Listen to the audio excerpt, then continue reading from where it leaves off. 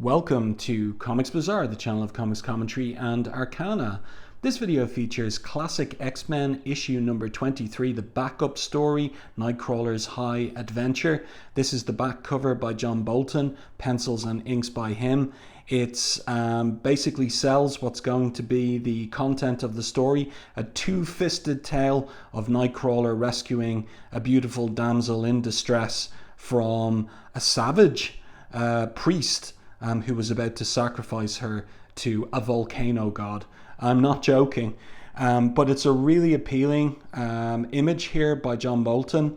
It almost looks like an illustration that you would get in a child's adventure storybook, and or part of a poster for a 1930s type pulp fiction exploration adventure type story.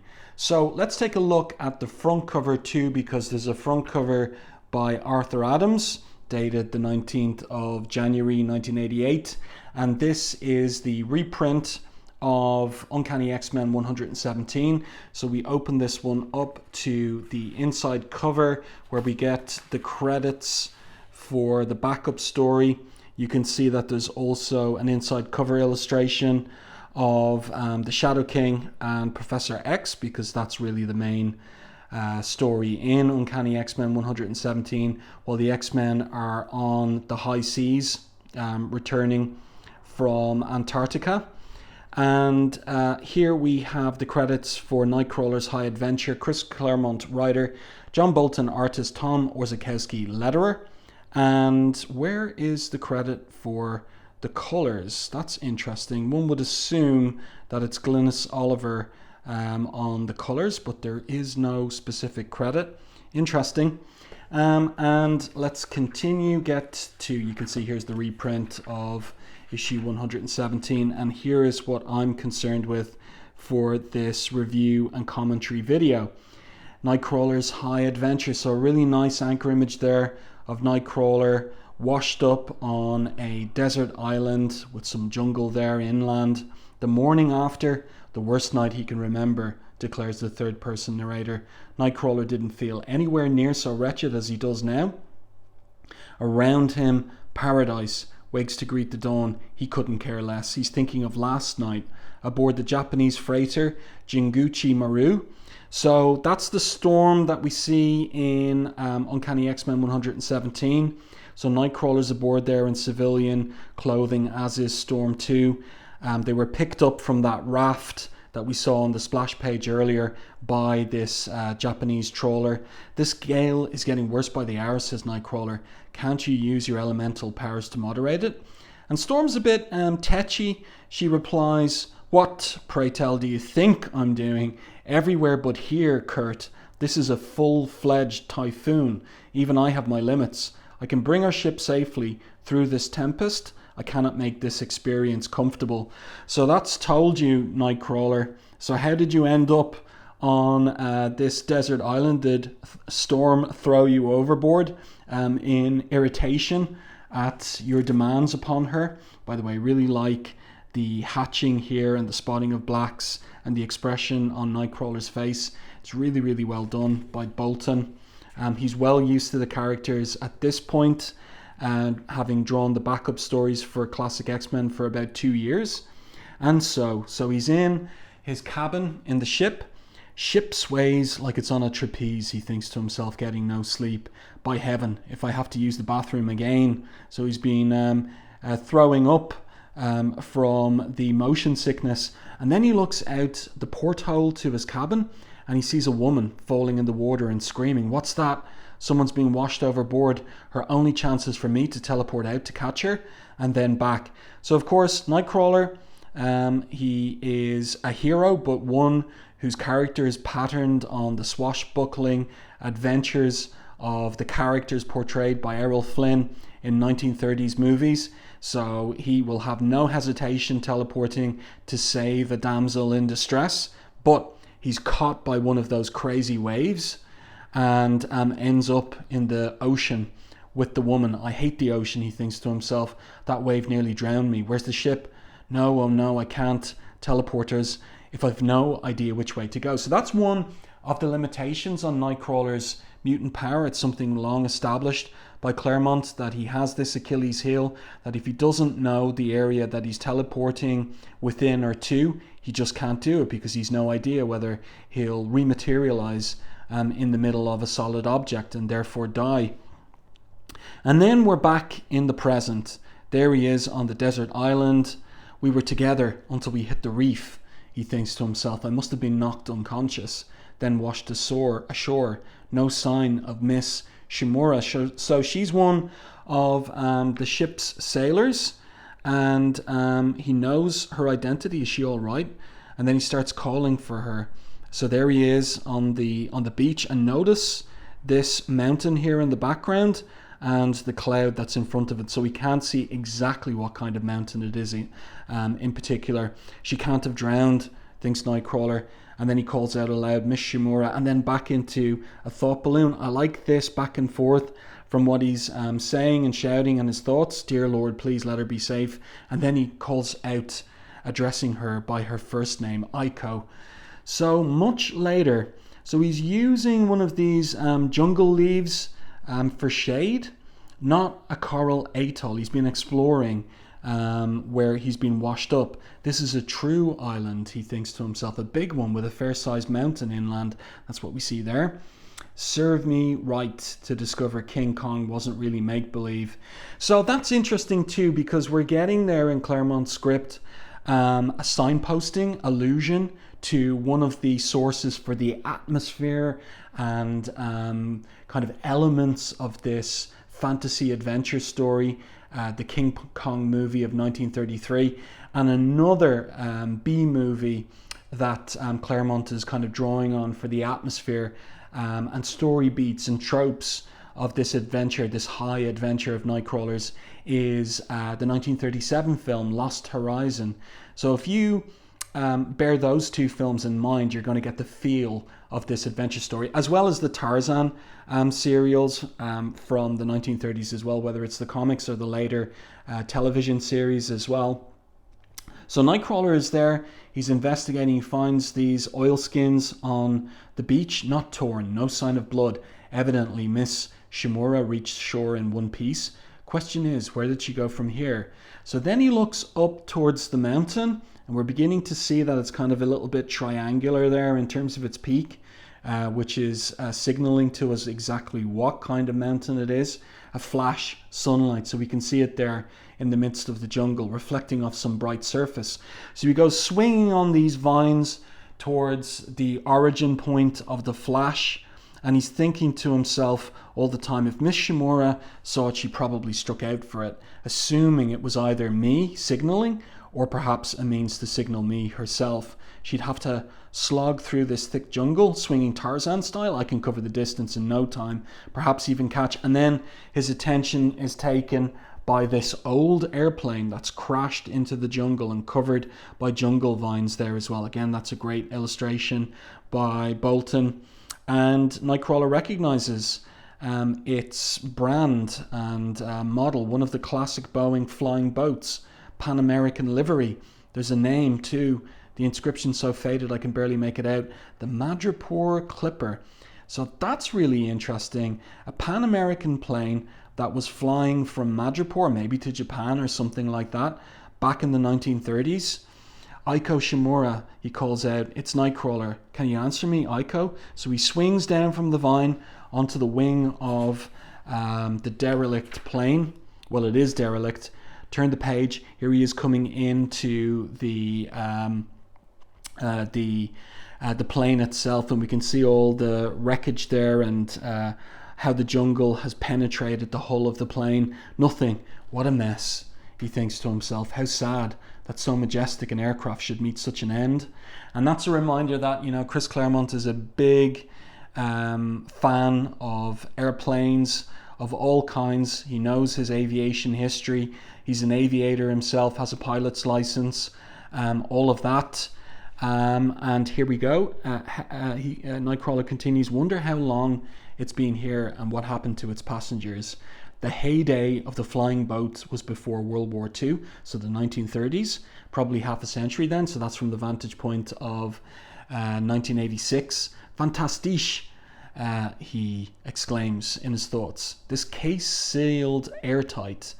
The clothes within are still wearable, so they haven't perished over the decades. So that's convenient. So there's a kind of like a dream logic, a fantasy logic to this. The coincidences, the lucky chances, and then of course the challenges that are upcoming too. So he's garbed out like a 1930s adventurer, this worshipper of Errol Flynn. I feel more myself, civilized and respectable, he thinks to himself, now that I'm dressed. And the ensemble almost fits too, even the boots, once I made some minor alterations. So he cuts the toes off the boots so his two little demon toes can stick out there. Not too shabby as he puts on the pith helmet, looking at himself in a mirror. Explorers Club, eat your heart out. And then he sees in the mirror this horrifying human skull with a spearhead sticking out the mouth. Blessed saints and angels preserve me, he exclaims. A human skull, belonging perhaps to the owner of these clothes. And judging from the looks, not a natural death. Someone killed that poor devil and made the fetish, which means that Miss Shimura and I may not be alone on this island. And worse, the natives may not be hospitable. So then a head turn, really like that too, like the spotting of blacks there cast by the brim of the pith helmet as well. And then here's this savage creature that attacks him and doesn't have language. It's grunting at him, but it's got a sword. The blazes with hospitality, they're not even human. So Nightcrawler shoots up into the air with the pistol that he's taken from the case, but the gunpowder has degraded and the gun doesn't go off. So much for that idea. He means business. Time to teleport because, of course, he's got his mutant powers. And with the flick of a mental switch, accompanied by a sulphurous stench, a crack of brimstone flame, and the bamf sound of imploding air. So where's he going to teleport to? Really like the pose here, the twisted torso on this savage that's attacking Nightcrawler. Turn the page. Nightcrawler removes himself from harm's way, so he manifests behind the creature and kicks it over the side of the wing of the plane. He hit his head on that tree, so that's convenient. What manner of creature is he? And who am I, with my looks, to cast aspersions? So he didn't kill the creature, the head wound, it'll survive it, but he sees a life preserver, Aiko's life preserver, on the savage beast, and emblazoned on the armor, there is a device that corresponds to the shape of this volcano, and that's what it is. So there was a telescope too in the plane which allows him to see the peak of the mount and how the device is patterned after the island's central peak. If that's where the beast man comes from, he thinks to himself, I lay any odds that's where Miss Shimura has been taken and where I have to go to rescue her. So he starts teleporting towards the volcano, and like he's conjecturing here. I mean, it could be otherwise. She could be elsewhere on the island. He's putting 2 and 2 together and getting 4, and it'll turn out that his calculations, his arithmetic is correct. Fantastisch. This island contains wonder piled upon wonder. A pity most are so unpleasant, he thinks to himself. The mountain's an old volcano with a temple built into it. Now, I wonder, do the beastmen survive any eruptions? The volcano can't be extinct. That's molten lava at the bottom of the crater. No sign of any buildings anywhere on the island. The creatures must live underground. Music's playing. I can see some movement, a ceremony. And from the looks of it, Miss Shimura's to be the sacrifice.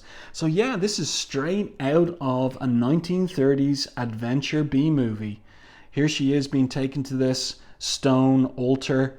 She's putting up a good fight. Nightcrawler thinks to himself, courageous girl, but those brutes are too strong from her. There's a glance from the priest here, that tall figure, more like a normal man than the others. He must be the high priest.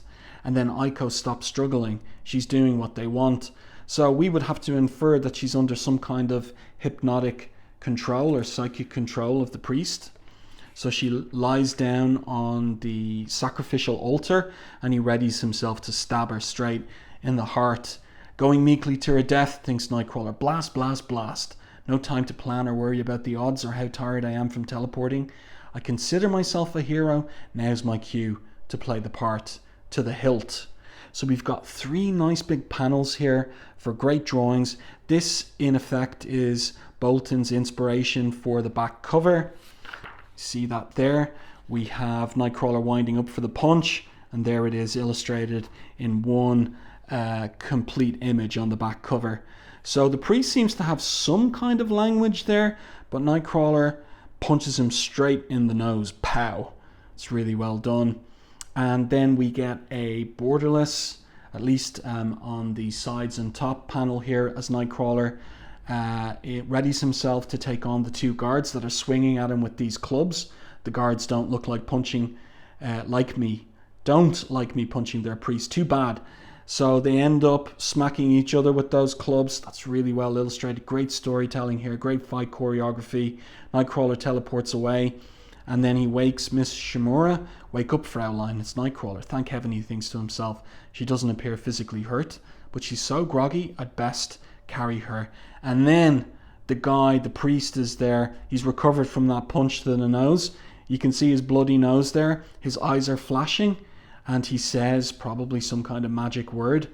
And is he going to get Nightcrawler under hypnotic control? Let's turn the page. His eyes glowing, burning, can't look away, resist. And Nightcrawler falls down, apparently unconscious, onto the sacrificial altar while the priest laughs there. The drums build to a fever pitch, declares the third-person narration. Eerie chanting filling the ancient crater, and the priest continues his ceremony as though nothing untoward had happened. His voice is resonant, compelling one used to the gift and exercise of power. This is a man who summons his gods with the casually arrogant manner of one used to receiving a reply. Blood for a life for the throne. The sacrifices perish that he may continue to rule. So these are the third-person narrators' declarations. So I guess that's giving us our best insight into what is going on here, why the priest does what he does. But it doesn't explain why he's more humanoid than the warriors who serve him. Today, however, he and his gods are doomed to disappointment because Nightcrawler teleports away outside the volcano, hanging off a ledge there. And I like the little detail of how he's got his tail wrapped around Ms. Shimura's waist. So hanging on for dear life. Don't scream. If you're scared of heights, close your eyes, he says. Pretend this is a bad dream. Oh, how I wish it was, he thinks to himself. And then he says aloud, they don't know where we vanished to. Let's keep it that way. So where are we? What happened? I feel so ill, she says to him as she hugs him around the shoulders. Sorry about that, he says. Byproduct of teleporting a passenger, it'll pass. So again, that's another thing that's established. It's disorienting to be teleported by Nightcrawler. Puts a strain on him, but it's disorienting for the quote-unquote passenger as well. I thought we were dead, she says to him. We were, very nearly. I never should have turned my back on that priest. And then he thinks to himself, if not for my training as an X-Man, never would have been able to resist the priest's mental control. So that explains how he was able to recover from the priest's mesmerizing look at him. I was so engrossed in playing the swashbuckling hero, I forgot that the role doesn't always guarantee victory and that mistakes have very real consequences. And that's a leitmotif theme of Claremont's work, especially his original 16-year run on the X-Men. It's the reason they train so often, in order to make sure that they're always combat ready, that they kind of work around what could be mistakes that they might make. And it's part of the way that Claremont keeps the stakes high for all the stories. You know, mistakes cost lives in Claremont's X-Men stories. And so Nightcrawler's cognizant of that. He's had some fun rescuing this damsel in distress, but it could have gone badly wrong. And so he thinks to himself, the world I inhabit may appear fantastic beyond belief, but it's none of it make-believe. And that's an interesting thought that's in tension with the content and flow of this story, that almost dreamlike flow, the kind of narrative space it shares with those films I mentioned earlier, King Kong 1933 and Lost Horizon 1937. But Claremont kind of aware of that and trying to keep us immersed in our suspension of disbelief for this adventure of Nightcrawlers. He's got the flare gun there, and it works unlike the pistol earlier. It seems like the Miss Shimura says, assuming somebody aboard the ship sees it, assuming the ship is even somewhere nearby. If not, we'll try our hand at making a raft or a boat. And then look, that lightning bolt. In a clear, cloudless sky, that has to be Storm's way of acknowledging our signal, says Nightcrawler. And here he gets yet another fantasy trope ending. Having rescued the damsel in distress, she has taken a shine to him. Simply a matter now of waiting to be picked up, he says. I owe you my life, handsome hero.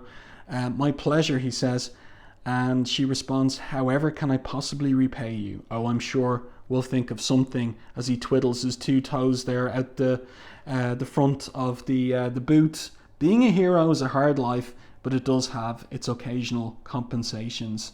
So a happy ending, maybe in more ways than one, for Nightcrawler there, waiting for rescue from the X-Men. That's a nice little 11-page story by Claremont and Bolton. I would say that both enjoyed creating this backup story. A nice little read. And let's see, there's a couple of other little nice pieces in this classic X-Men number 23 issue. So we've got a 1-page image here, and you see it's by Arthur Adams, pencils and inks by him. But look at the date, 30th of December 1982. And then very faintly here, there is a little piece of information that this is a page from Arthur Adams' original submission to Marvel Comics for work. And just look at the quality of this. No wonder he got a contract for work on the Long Shot miniseries and then got the gig for doing the covers for Classic X-Men and all those annuals with Chris Claremont. Now, there's little aspects of the anatomy of Wolverine there that are not 100% correct, but it's a charming image, and it also tells a story. So, it's not just a cool image of Wolverine trudging through the snow in wintertime, but there's footprints he's following. There is a teddy bear with the head ripped off, and there's blood splatter on the snow too. So he's hunting an abductor and maybe a killer. So really, really excellent work by Arthur Adams there. No wonder he got hired. And then a nice little illustration here, because the X-Men are en route to Japan, of the three amigos there, Colossus, Nightcrawler, and Wolverine. Wolverine kind of on his hunkers there in an alleyway in Tokyo, and that's by Mark Chiarello, inked by Kent Williams. It's nice, both of these pieces together, very cool. And then something that surprised me, there's a letters page here for this reprint volume, and there's the original cover by Dave Cockrum, inked by Terry Austin, to Uncanny X-Men 117.